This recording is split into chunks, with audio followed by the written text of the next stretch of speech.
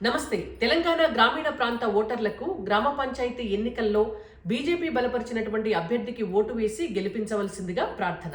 మీ గ్రామాల అభివృద్ధిలో కేంద్ర ప్రభుత్వ భాగస్వామ్యం కీలకం. మీ ఊళ్ళల్లో నిర్మించినటువంటి రైతు వేదికలకు 10 లక్షల రూపాయలు కేంద్ర ప్రభుత్వం అందించినవే.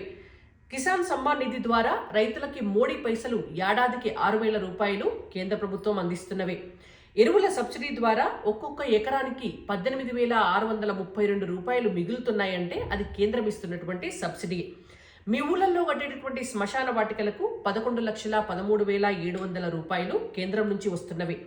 ఇక పల్లె ప్రకృతి వనాలకు 4,23,103 రూపాయలు, నర్సరీలకు 1,56,314 రూపాయలు, డంప్ యార్డ్లకి 2,50,000 రూపాయలు, పిహెచ్సిలకు 12 లక్షల రూపాయలు, మహిళల ఆత్మగౌరవాన్ని కాపాడేందుకు ప్రతి ఇంట్లో టాయిలెట్ని కట్టేందుకు 12,000 రూపాయలు, ఉజ్వల గ్యాస్ ద్వారా మహిళల ఆరోగ్యాన్ని కాపాడేందుకు 2,800 రూపాయల విలువ చేసేటటువంటి ఫ్రీ గ్యాస్ కనెక్షన్, దాంతోపాటు ప్రతి నెల ఇస్తున్నటువంటి సిలిండర్కి 200 రూపాయల సబ్సిడీ.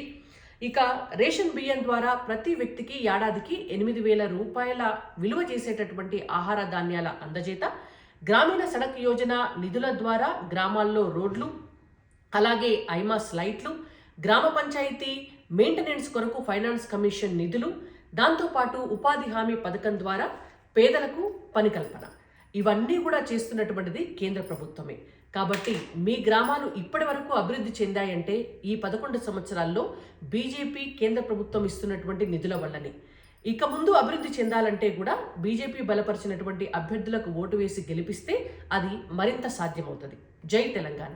భారత్ మాతాకి జై.